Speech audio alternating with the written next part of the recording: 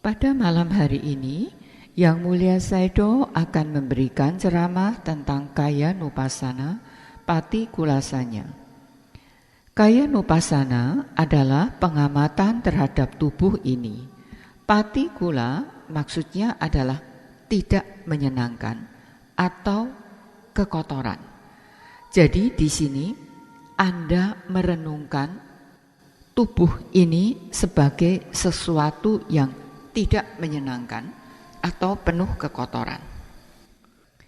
Buddha mengatakan, para biku, lagi Anda harus mengamati tubuh dari rambut sampai kaki. Sesungguhnya tubuh ini penuh dengan kekotoran, seperti rambut, bulu, kuku, gigi, kulit, daging, syaraf, tulang, sumsum, ginjal, jantung, hati, diafragma, spleen, paru-paru, usus kecil, isi perut, kotoran, nanah, lendir, darah, keringat, air mata, pelumas, air seni. Anda haruslah mengamati semua yang ada di tubuh ini. Gagasan pengamatan ini adalah untuk mengurangi kemelekatan. Ketika Anda mengulang melihat itu, bahwa tubuh ini sesungguhnya dipenuhi dengan kekotoran, meskipun Anda sangat-sangat merawatnya, tubuh ini dipenuhi dengan kekotoran, berbau busuk, yang menyebabkan orang menggunakan wewangian untuk mendapatkan bau yang harum. Ketika Anda merefleksikan seperti itu, di awalnya Anda yang sangat menyukai tubuh ini, tetapi yang sesungguhnya tubuh ini penuh kekotoran. Di sana ada air seni, ada darah, keringat, air liur, dan sebagainya. Pada waktu Anda merenungkan seperti itu, Anda bisa mendapatkan konsentrasi. Lalu, bagaimanakah cara merenungkan atau merefleksikannya? Anda duduk dengan memejamkan mata, lalu bagi Anda yang mengetahui bahasa Pali bisa menggunakan dalam bahasa Pali, yaitu Ati imas mingkaye kesalo manaka dan tataco dan seterusnya, atau Anda bisa menggunakan bahasa Inggris, juga Anda bisa menggunakan bahasa Indonesia atau bahasa lainnya. Ketika Anda mengucapkan begitu, Anda bertujuan membangun konsentrasi. Ketika Anda sudah mendapatkan konsentrasi, Anda bisa melihat batin dan jasmani Anda. Ketika Anda melakukan pengamatan terhadap batin dan jasmani Anda akan melihat bahwa mereka itu setiap saat berubah. Di sana ada anicca, dukkha, dan anatta. Pada awalnya Anda mungkin tidak menyadari hal itu, tetapi beberapa saat Anda akan memahaminya. Anda bisa merenungkan ke-32 bagian tubuh itu secara keseluruhan, atau Anda bisa mengambil beberapa saja. Misalnya kesa, loma, naka, danta, taco. Anda bisa mengucapkan, merenungkan 5 saja. Gagasan ajaran Buddha ini, jika Anda tahu bagaimana mempraktekannya, maka Anda pasti akan mendapatkan manfaat darinya. Ketika Anda mengamati gerakan kembang dan kempis sebagai objek dasar Anda, ataupun anapana, ada yang menggunakan budo, mempraktekkan metta bhavana, merenungkan 32 bagian tubuh atau kotasa, kemudian ada yang maranasati. Manapun yang Anda praktekkan, Anda akan bisa memperoleh manfaatnya. Misalnya ketika seorang yogi mempraktekkan meditasi vipassana, tetapi di dalam praktek Anda menjumpai banyak kesulitan. Sulit membangun konsentrasi, selalu diserang oleh rasa mengantuk, pikiran mengembara ataupun berpikir, kemudian selalu dihinggapi kejemuan. Pada saat itu Anda bisa mempraktekkan meditasi yang tadi disebutkan di atas. Ada seorang yogi yang bertanya kepada Sayadaw, bolehkah ia mempraktekkan seperti itu? Sayadaw mengatakan, tentu saja Anda boleh mempraktekkan sepanjang Anda tahu bagaimana cara mempraktekannya. Sesungguhnya mempraktekkan meditasi ini adalah untuk mengurangi kemelekatan. Ketika Anda memiliki loba ataupun kilesa, Anda bisa mempraktekkan maranasati ataupun asubha. Ketika Anda dipenuhi dengan kebencian atau dosa, Anda bisa mempraktekkan metta bhavana.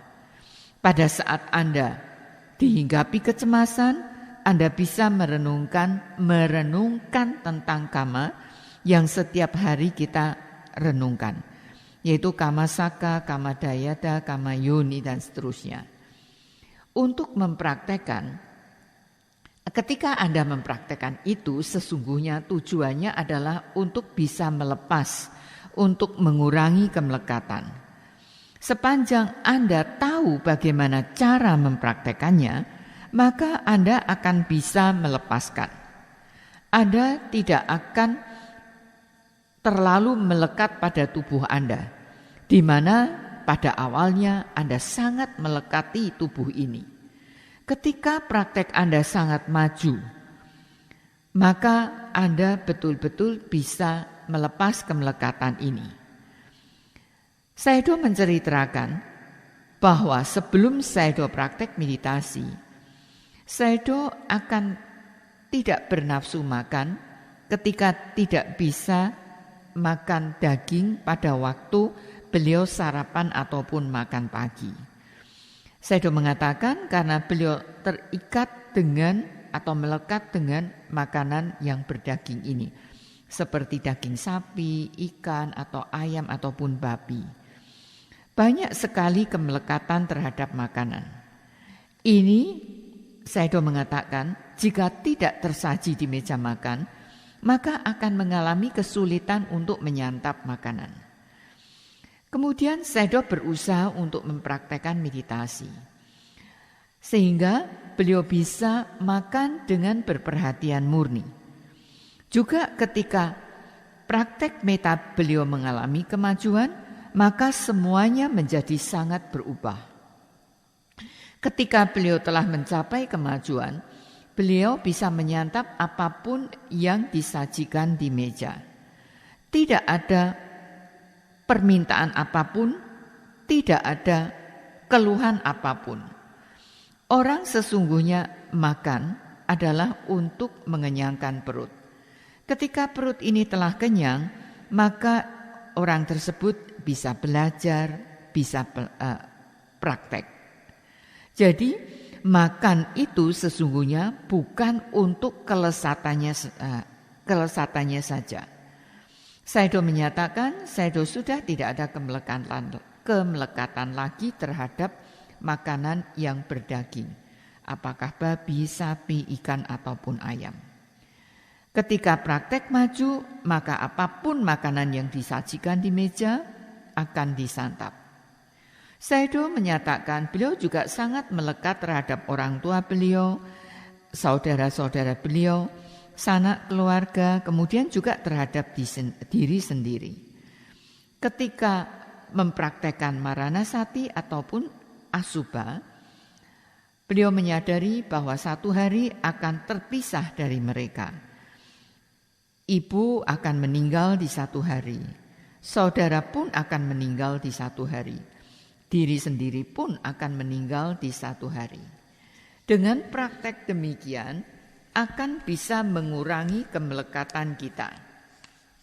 Lalu ketika kita mempraktekkan renungan terhadap 32 bagian tubuh, jika Anda betul-betul bisa mempraktekannya, maka Anda akan mampu mengurangi kemelekatan Anda.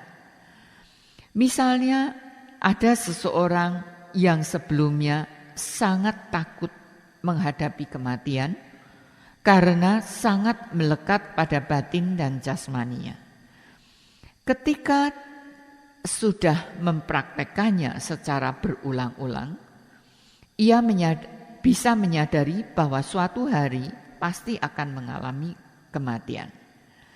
Sayadaw menceritakan, pernah Sayadaw menanyai seorang yogi yang mengalami ketakutan menghadapi kematian.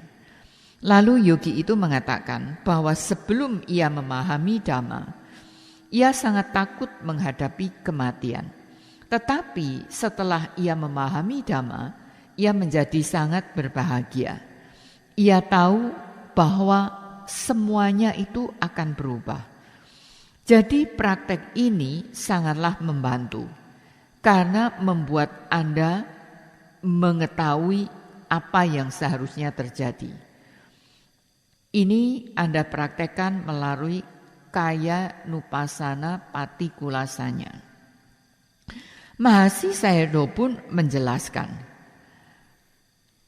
bahwa jika seseorang mempraktekkan samatha ataupun mempraktekkan vipassana, apabila mengamati terhadap 32 bagian tubuh ini sesungguhnya ujungnya adalah untuk praktek meditasi vipassana.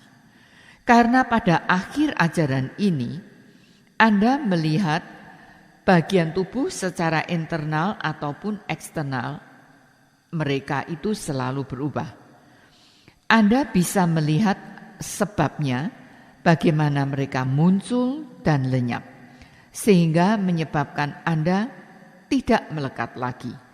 Jadi, sesungguhnya 32 bagian tubuh ini juga untuk di akhirnya, di ujungnya adalah untuk praktek meditasi vipassana. Buddha menyatakan selanjutnya, para biku, Anda akan melihat kekotoran di dalam tas. Ketika Anda membuka tas, Anda akan melihat di dalamnya misalnya berisi banyak nasi, kacang, wijen.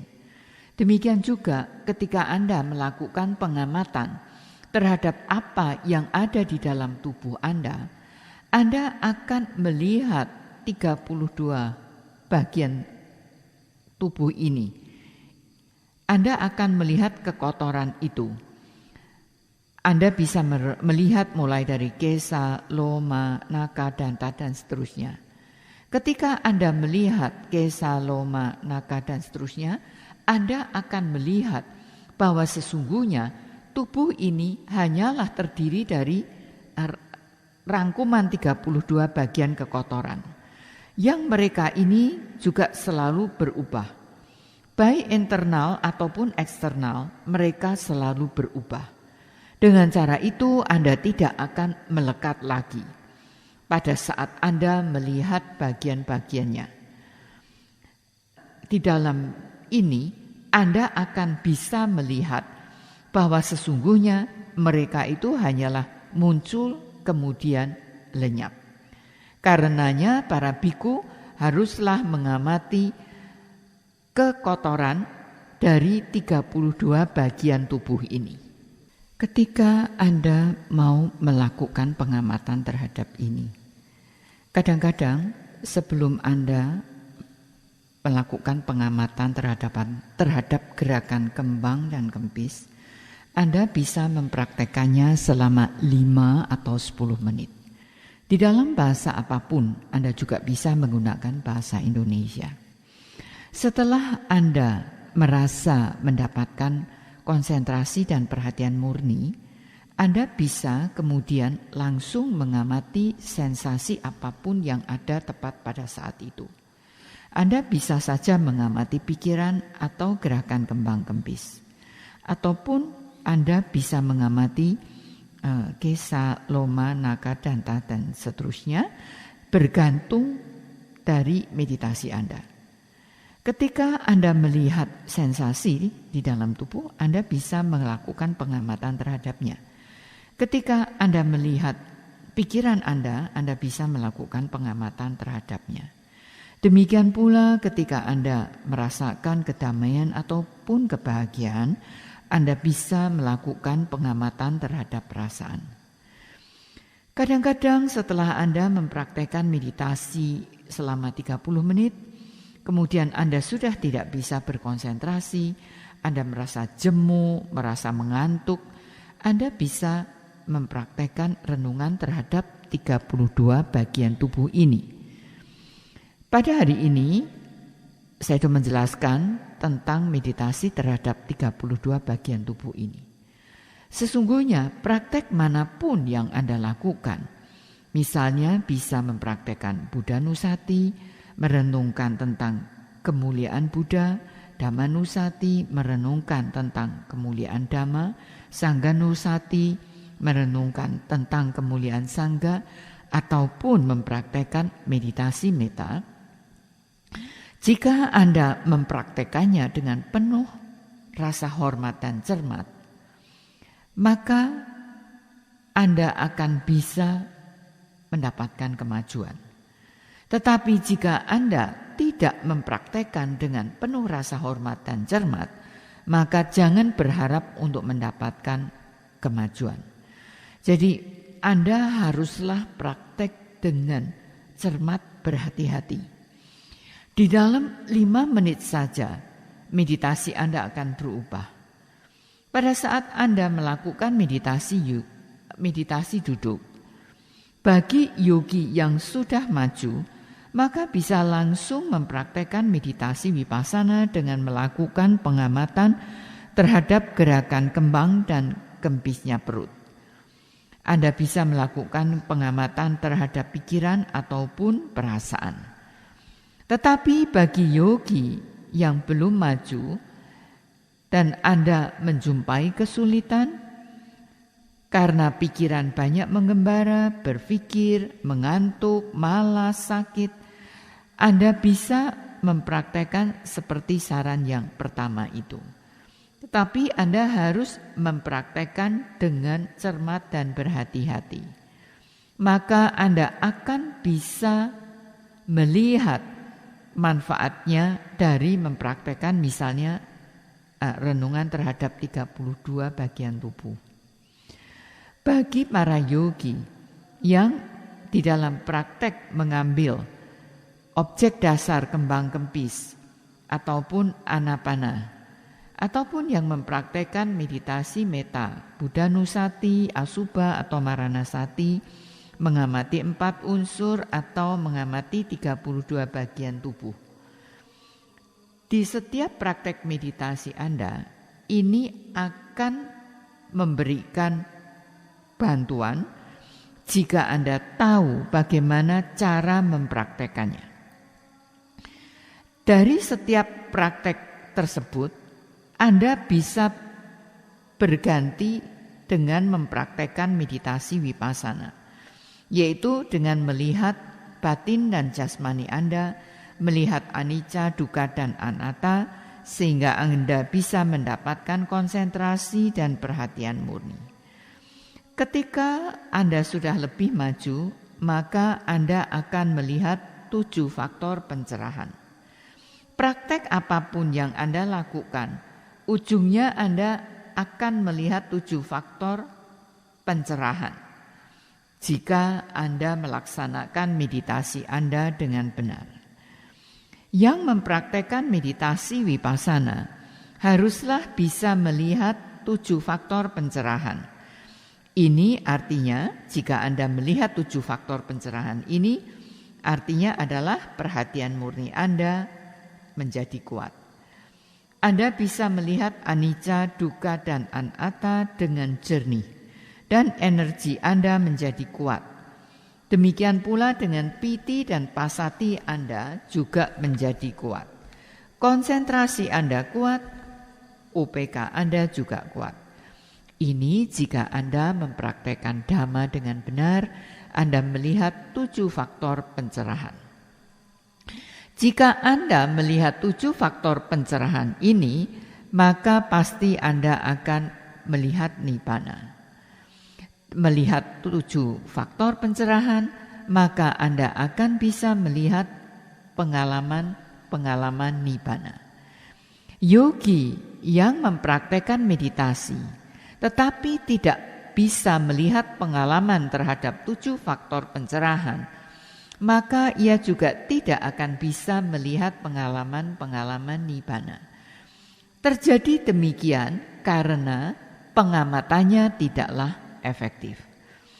Jika Anda mempraktekkan meditasi dengan efektif, apakah Buddha Nusati, Asubha, Maranasati ataupun 32 bagian tubuh, Anapana, melihat empat unsur, melihat gerakan kembang dan kempis, atau apapun, Anda bisa betul-betul maju.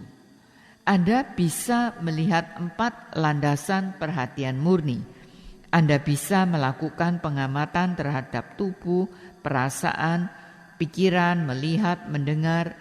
Di sana nanti Anda akan melihat 7 faktor pencerahan dan Anda akan mendapatkan pengalaman nibbana.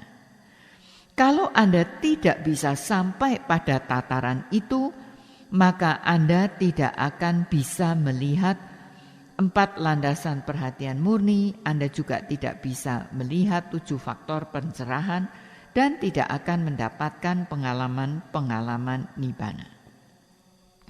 Ketika Anda melakukan pengamatan terhadap cita, dhamma, juga anapana, tetapi meditasi Anda belum betul-betul maju, maka Anda harus memeriksa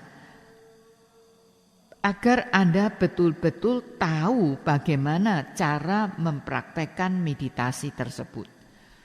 Sesungguhnya setiap metode yang diajarkan Buddha, jika Anda praktekkan dengan benar, maka Anda bisa mendapatkan konsentrasi dan Anda bisa mencapai pengalaman nibbana. Ketika Buddha mengajarkan meditasi ini, beliau memberikan ajaran dalam berbagai cara. Ini karena masing-masing orang itu berbeda batin dan paraminya. Ada yang cocok dengan praktek ini. Ada yang mempraktekkan pengamatan terhadap renungan terhadap 32 bagian tubuh ini sangat bagus untuk dirinya sehingga meditasinya maju. Ada pula yang menggunakan Maranasati, Asubha, Metabhawana ataupun gerakan kembang kempis. Sayadaw mengatakan, jika Anda telah mengalami kemajuan di dalam pengamatan terhadap gerakan kembang dan kempis ini, Anda tidak perlu berganti dengan cara yang lain. Tentu kadang-kadang Anda boleh mempraktekkan meditasi metta misalnya.